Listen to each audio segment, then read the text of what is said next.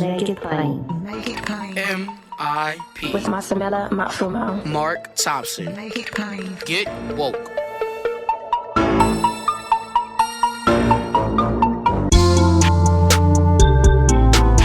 God bless you. Get woke. Folks, MIP is now COVID-free, meaning free to all subscribers as we navigate this pandemic. We're thinking about everyone, and we've got to get through this together. So for a limited time, no fee to subscribe to Make It Plain on your favorite podcast app.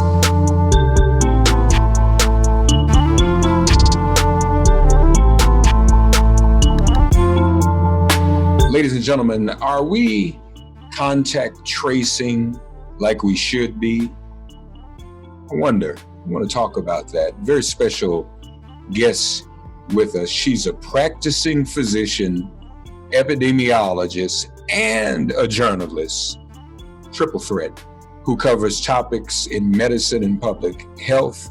She is trained in internal medicine and pediatrics, with specialties in infectious diseases and clinical microbiology, and served as a disease detective at the CDC. As a researcher, she has focused on the prevention and treatment of HIV and malaria in resource-poor countries, and she has worked as a medical epidemiologist at the New York City Health Department. She resides in Atlanta, GA right now in the ATL. Dr. Keren Landman joins us now on Make It Plain. Dr. Keren, thank you for being here. Hey, thanks so much for having me, Mark. I guess all of that explains my gray hair. I don't see any. Oh, You had it. I'm looking. You said it well. And for the record, folks, she spells her name with two E's. She's not Karen, K-A-R-E-N, that everybody's talking about. She's, with that name, she's K-E-R-E-N, right? We want to be sure. Very special, Mark. Very, very special. This is a good Karen, y'all. So we welcome her. So you've been taking a look at contact tracing. Right. Where is that? We hear a little bit about it, but is it really gotten off the ground? Is it doing what it needs to be doing? Well, that's a big question, Mark. So first of all, do you feel like you and your listeners will know what contact tracing is as we talk about it, or do you want me to tell you a little bit about what it means? You know what? That's a good question. I assume I know what it is, and I think a lot of people think they know what it is too. But let's not guess on that. I think I know, but please educate us. Yeah, it's basically when you you try to find all the cases of an infection that a single person has transmitted the infection to. So it's like saying, I know that you have an infection that you could have transmitted to a bunch of people. Instead of just surveying everybody who lives like in your city, I'm going to start with you and everybody you've had contact with and try to trace all cases of the disease by trying to trace them back to you. So starting with you and everyone you've had contact with, and then if I find anyone who might themselves have the disease and might have transmitted it onward, then they become a new case, and I do the same thing with them. So it's sort of like trying to trace out the pattern of a tree's branches by starting at the place where each branch kind of branches off from the branch before it, and then tracing out each branch until there's no more branches. So it's one way of trying to contain a disease that spreads from person to person. But especially if we have it's useful to have a lot of information about where people have been, who else has been around them in those places, and and to be able to reach all the people in those places in order to do contact tracing. You can't really do contact tracing if you can't figure out where a person's been and who's been around them in those places, right?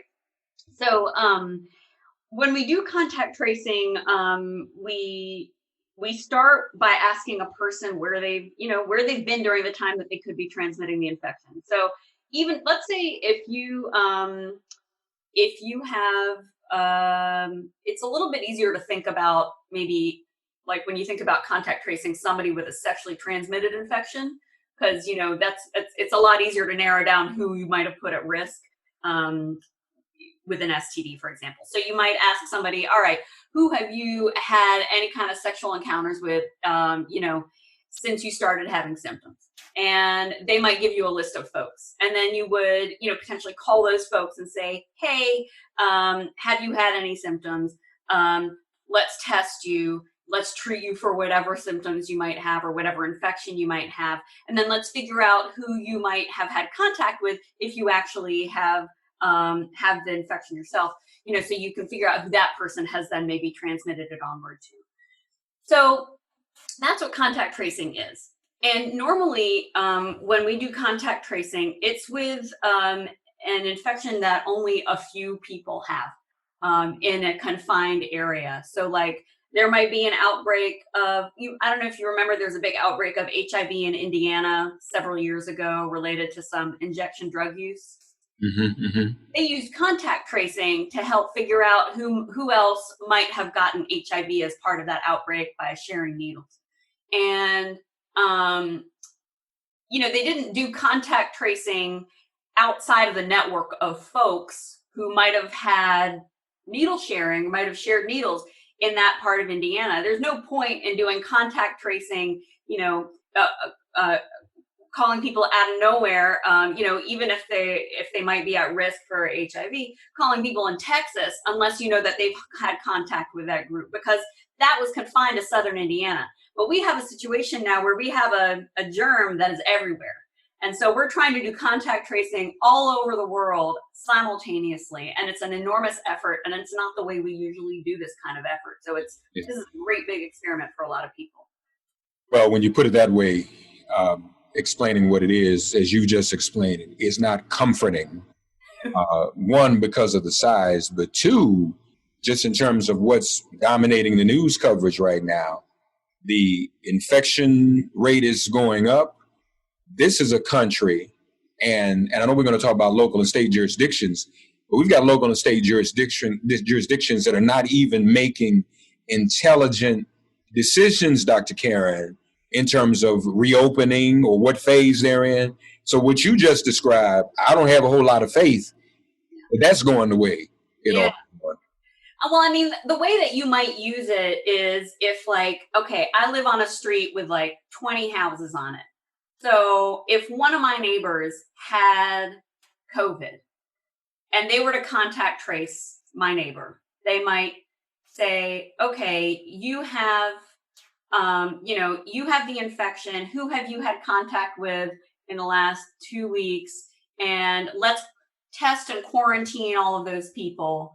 And then, make sure that we help you stay quarantined and get your needs met or isolated, I should say, and get your needs met over the next, 2 weeks or a month or so until you're no longer infectious.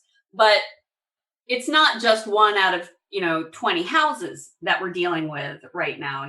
Proportionally, it's a much, much bigger number of people that we're having to do this for. So it's very hard to keep up when the number of people is so high. And then also, if you, part of contact tracing is not just finding cases going forward and keeping them safe, but also kind of working backward and figuring out, where did my neighbor get infected? So if you're finding, that when you do that, when I ask if I'm contact tracing my neighbor and I ask him, okay, where could you have possibly gotten this? Have you been on an airplane? Have you been on a bus? Have you been out and about of the house? Have you been in the market? Have you been, who have you had contact with? Where could you have gotten this? He'll give me a list of names and a list of places that he's been. And it would make me feel a lot better if I could, for almost everybody that I asked that question of, that I could actually figure out where they got infected, right? Because it would make me feel like, okay, I can trace this transmission through the community. But what we're finding is that for many, many, many cases, people don't even know where they got it, right? Mm-hmm. So you can't actually trace the path anywhere. And so what that suggests to people who work in public health is that we are, the horse is out of the barn. like we may be past the point where we can easily identify where people got infected. And that what the fancy way of saying that is we don't know the chain of transmission. So if that's true, is contact tracing even viable? That's exactly the right question to ask. And I think the answer is we don't really know. And what do we mean by viable, right? Like, is it adding anything right now to the effort? It would be adding something if it helped us identify enough of the cases that we could actually respond adequately. You know, if it helped guide our response, right? Do you understand what I mean? Like, if I don't have contact tracing, then everything that I do for COVID, I do for everybody, right? If I don't have contact tracing, I have to assume that anybody could have the infection. So that means that everybody has to be quarantined. Everybody has to stay home. And yeah, nobody can have contact with anybody else. And we know that that is not a good situation, both for people's mental health, for their incomes, for the economy, you know, for all kinds of things. We also know that that kind of approach disproportionately affects people who have lower income and are disadvantaged in other ways, people of color, you know, and we don't want to further disadvantage people. But so if we have contact tracing, if we are able to you know, sort people basically into groups of you're not at risk because you haven't been exposed and your test is negative, and you are at risk, you know, you've been exposed and or you have a negative test, then we can say, okay, these people are safe to, you know, go back to work, go back to being around other people, you know, and so they're safe. And these people we need to do a little bit more for. It lets us direct resources a little bit better. So it actually ends up saving us some resources if we can do contact tracing well enough and the disease is sort of contained enough that we can sort people that way. But if it's so widespread, then is contact tracing even helping us do that sorting effectively? Is it adding anything to our ability to allocate resources well? So I think that's a really big question. So to what extent is contact tracing being implemented right now? Is it being implemented to a significant extent at all in any jurisdictions? Yeah, I mean, you're in New York City, right? Yep. In New York City, they've hired 3,000 contact tracers, which is the right number for New York City. The sort of proposed ratio of contact tracers to population is, and this is, I think, proposed by NACHO. This is the National Association of, I forget exactly what it stands for, but it's the Local Health Departments Association. And I think they have several thousand local health departments that they represent and advocate for. They suggest that you need to have 30 contact tracers for every 100,000 people. And so in New York City, you got about 10 million people. That actually works out to have 3,000 contact tracers is about right for New York City. But New York City is one of very few jurisdictions that has the right number of people for its population size. There are a lot of places that have far, far fewer people than it really needs to have. And, you know, my state is unfortunately one of them, you know, and I'm not sure how well New York State is doing, but there's a huge amount of variation between states and between sort of large cities in how well they're meeting the need for contact tracers in their area. Okay. Interesting. Yeah. But again, well, let me ask this. The other countries around the world who have been doing better, Dr. Keren, at slowing their spreads than we have been doing in the United States, has contact tracing made a difference in those places? Yeah, it has. And the reason is because when they started reopening, they had far, far, far fewer cases than we did. They were at a very low point on those, you know, those curves that you see everywhere how many cases per day you're seeing. They were at a very low point in those curves. So that meant that when they started seeing cases pop up and that curve start to trend upward, they could pick off each one of those and assign them to a contact tracer immediately. And in doing that, stop further spread.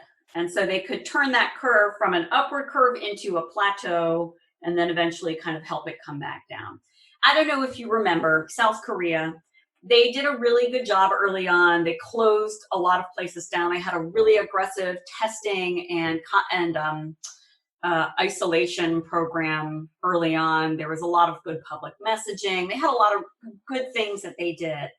And then they reopened, and there was an event where somebody went to a couple of bars in this big nightlife district, and a whole bunch of people got exposed.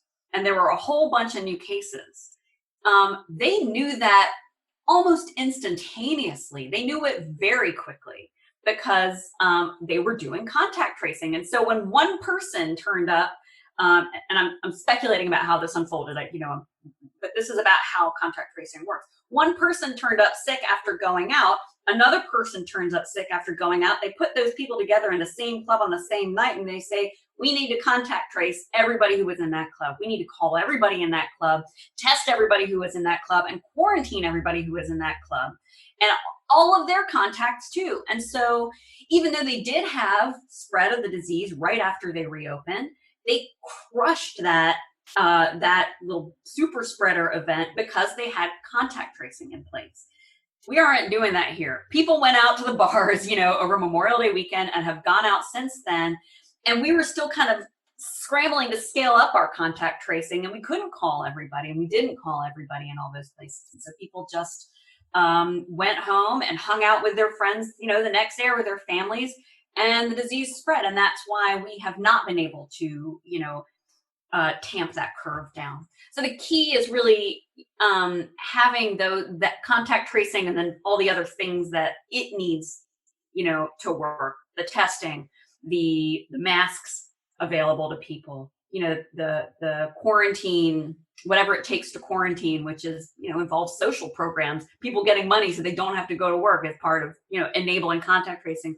All those tools need to be in place before you reopen. And we just haven't done that in the US. So, Dr. Keren, if you could prescribe the best strategy, what would you say? What would you suggest? What needs to happen really immediately? Yeah, this is a really tough question, Mark. And it's there are a lot of really good people working on this, and I'm in a privileged position of not actually having to make this decision and then get yelled at, because there's no one who's not going to get hurt by the decisions that folks have to make.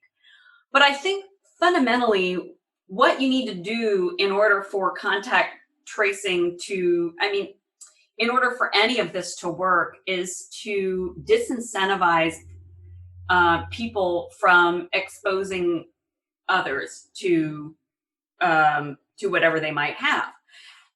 Flip the other way, you want to make it possible for people to take care of themselves and of their families. And that means basically paying people to stay out of work if they're sick, paying people to bubble or pod themselves with, folks who are also able to pod themselves.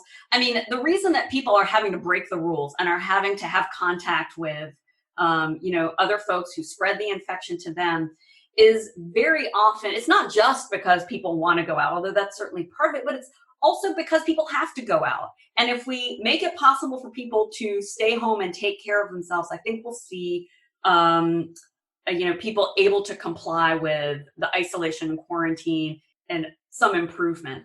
So I think one of the things that I would like to see done is, really leaning into the things like the payment protection program or paycheck protection program and other programs that help folks kind of pay the rent and take care of their needs.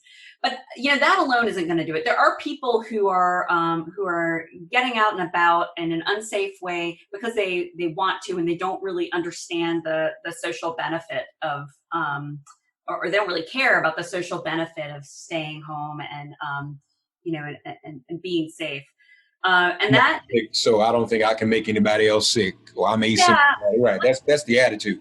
or Right. it's just me, it's my decision, and it really only affects me. And I think, people just have a lot of trouble seeing the downstream effects, and feeling like what impacts somebody else actually should matter to them.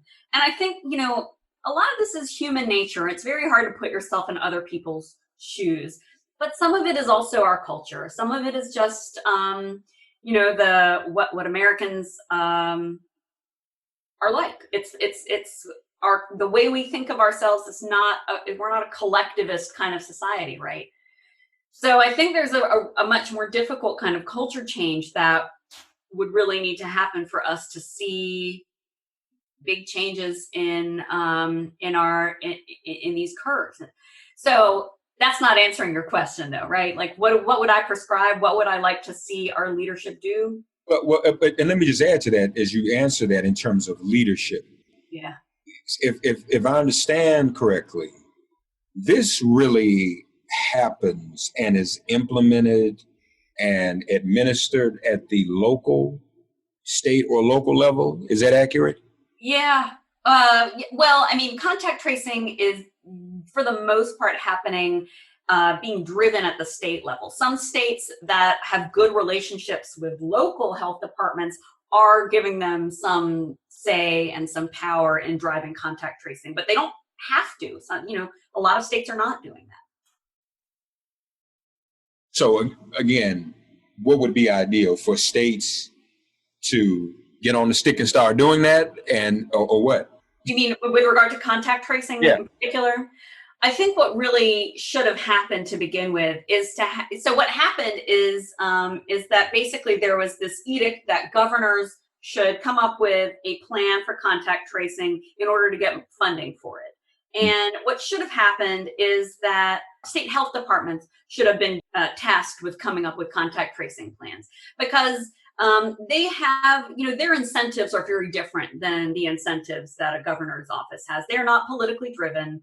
And many of them do have relationships with local health departments. So it would have taken away some of the barriers that some states are facing in allowing state health departments to delegate and push out some of that responsibility to local health departments, where actually there's a lot of expertise in contact tracing. Another problem that precedes all of this is there's just been a decades-long decimation of health departments at all levels, but from the CDC on downward, but especially at the local and state levels. We've just been draining money away from these agencies because there's just a lot of misunderstanding by elected officials of their value.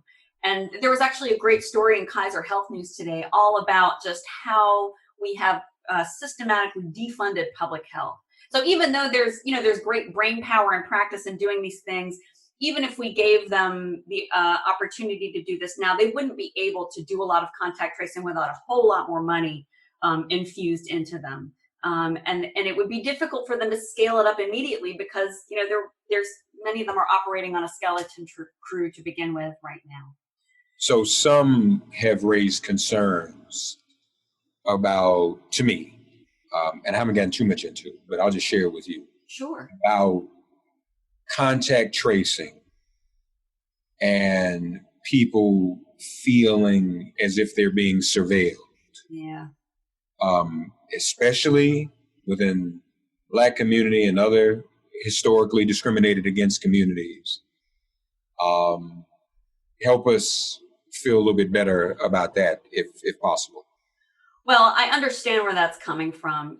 Public health has a checkered past in many ways in its interactions with the Black community, not even beginning with Tuskegee, but that's just one of the more egregious and more well-publicized examples. But, like many other institutions in the U.S., we've got some structural racism just baked in.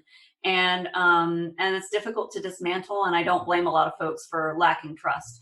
I will say that, everything that I've heard about contact tracing programs has involved, a lot of transparency about the fact that data collected gets chucked after 14 to 21 days. It's not passed on to federal authorities.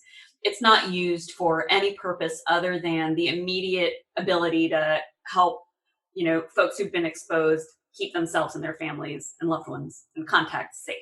So it would be really good to see some examples of how local and state health departments are communicating that to people. I think it's, we are all, even those of us who have not been, sort of on the worst end of the consequences of systemic racism, a lot of us also don't trust the government's ability to safely handle our data.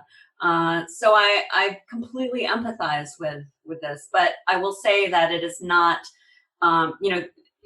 people who've been designing apps to do this, but even the folks who are not, who are just using, Excel spreadsheets and a telephone to do contact tracing, are have practices in place to help get rid of the data, purge the data, and keep it de-identified if they hold on to numbers, even just the counts of the number of people that they contact trace going forward, just to prevent anybody's privacy from being invaded.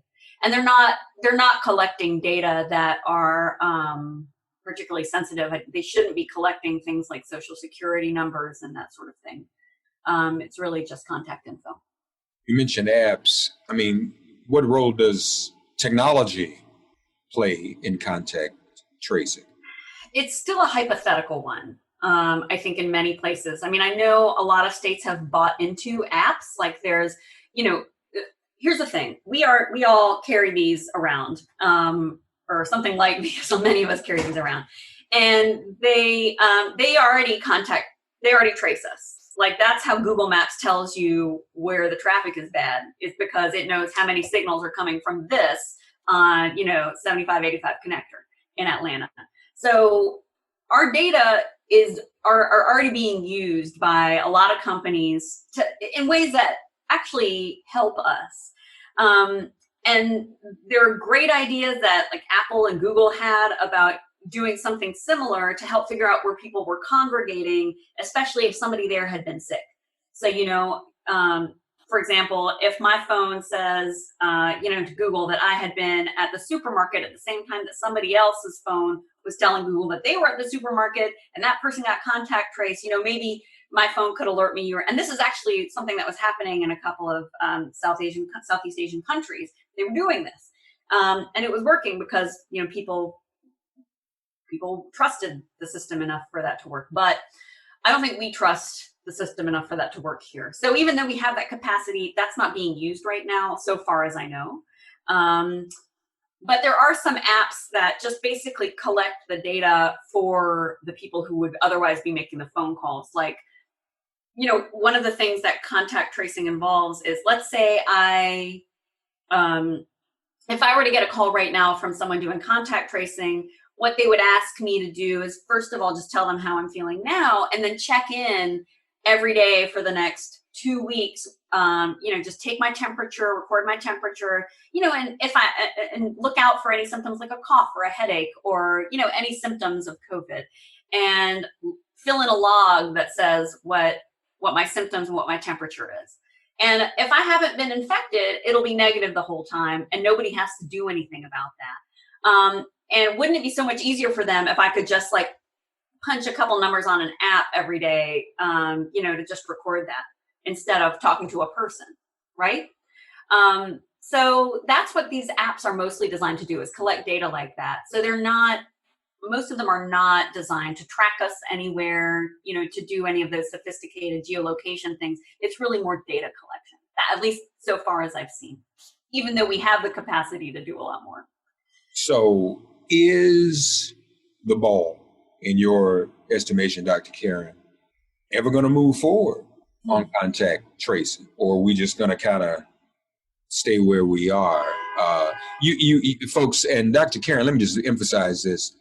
She has a piece in Medium.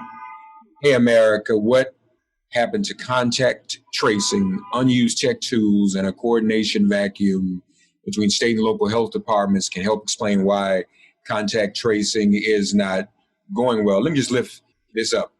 Nearly 100,000 contact tracers are needed to conduct adequate and efficient contact tracing for COVID-19 in the United States. Although in flux, the current number of contact tracers at work is likely well below that figure.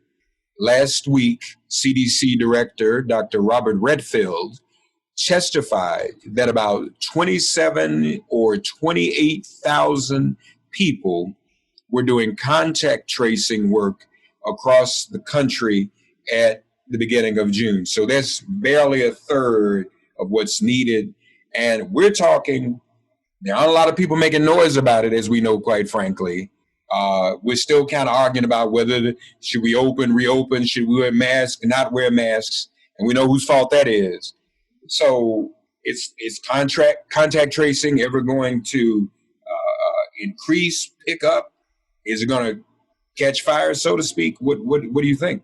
Seeing the pattern that we're seeing now on our case curve in the U.S., the idea that we could try to contain this right now with contact tracing all over this country is a little bit like imagining putting a Band-Aid over a fire hydrant, that's come loose. I mean, we're just not going to contain it right now nationwide with that.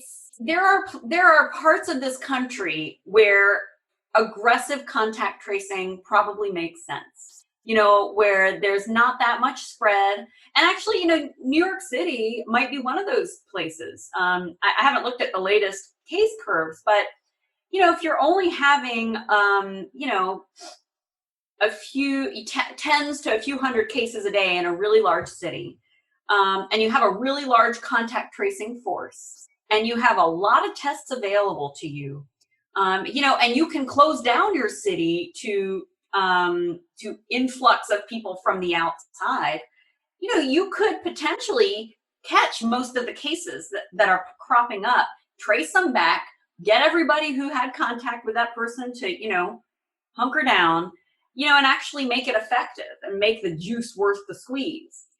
But in places like where you've got an explosion of cases, and there's no other controls in place, and there are lines all the way, all the way around the block. Like, we saw pictures of Houston, people all the way around the block trying to get tested and getting in fights, not being able to get tested. You don't have all those other things in place that would allow you to actually,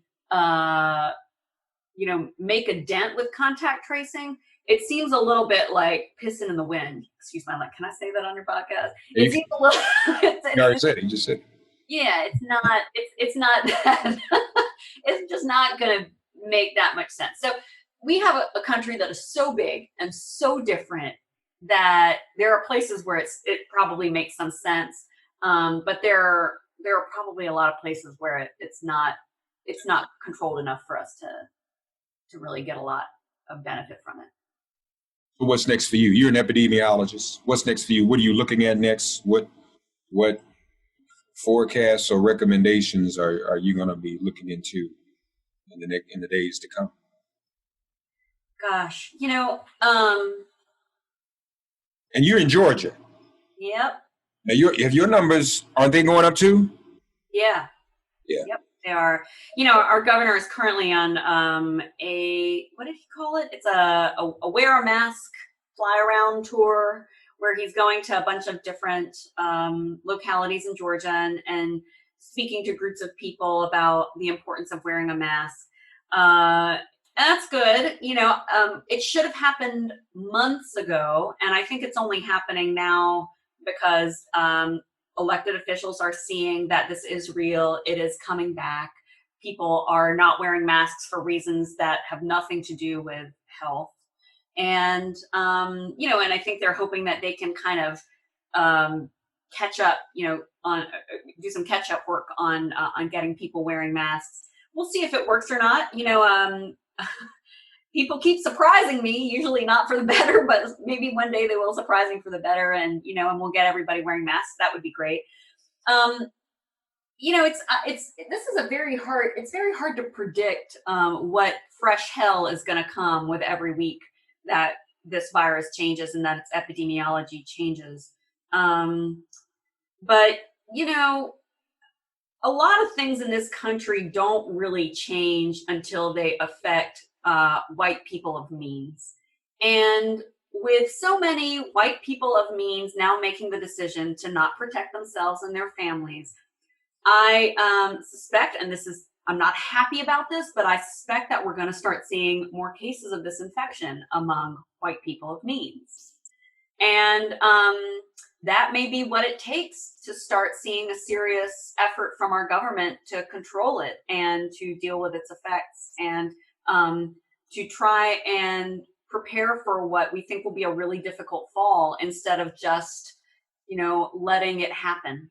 That would be a really pleasant surprise if that were the response of our elected officials, rather than the sort of Darwinian approach that they've been taking of just, letting this disease take its course, and hoping for herd immunity, which, we don't even know if that's going to be a real dynamic that we can get out of this virus. So, it's still a mystery to me what's going to happen, but I am hopeful that they may end up doing the right thing, even if it's for the wrong reasons. I will say that I hope that one thing that I hope I'm not going on too long here, Mark. No. One thing that this is highlighting for a lot of people is that we are all connected, no matter how much we might like to think that, for example, my healthcare is my healthcare and it's independent of your healthcare. That's a really false separation. Your health matters to me because, whatever our relationship is, whether we are neighbors, whether we share a subway car occasionally, whether you sell something that I like to buy, whether I sell something that you like to buy, whether our kids go to the same daycare, whether we work in the same building, we're connected to each other. All of us are connected to each other. And what's bad for you ends up being bad for me, and what's good for you ends up being good for me. And that goes for all of us. And I hope that at some point in this pandemic, we will come to realize that none of us are well unless all of us are well, and none of us are cared for unless all of us are cared for, and that we can build on this to reduce the effect that disparities in so many other domains have on our health, our collective health. So that's my great hope for this. But again, people are disappointing. Mark, I'm gonna have to tell you. So, but I'm still hopeful. Well, I guess we have no choice but to be hopeful and prayerful as well. Our guest has been Dr. Keren Landman. You're going to be writing some more? I am, yeah. Oh, good. So we'll look for that. Stay in touch with us. And we will want to keep you close at hand as one of our epidemiological experts, if you don't mind. Yeah, I would love to talk again. But we appreciate you. Folks, again, check out her latest piece at Medium. And those of you who are tuned into the podcast will also share the link with you on the site. Hey, America, what happened to contact tracing? Right. Keren Landman has been our guest. Thank you so much, Keren. Thank you so much, Mark. Good talking to you. Good to talk to you as well. God, you are our refuge. Send our ancestors to guard our doors. Cast out this virus from our communities and our bodies. Heal, bless, and protect everyone listening and their loved ones. Thank you for listening to Make It Plain and Get Woke. Remember to listen, like, and subscribe on Apple Podcasts, Spotify, and wherever you get your podcasts. If all minds are clear, it has been made plain.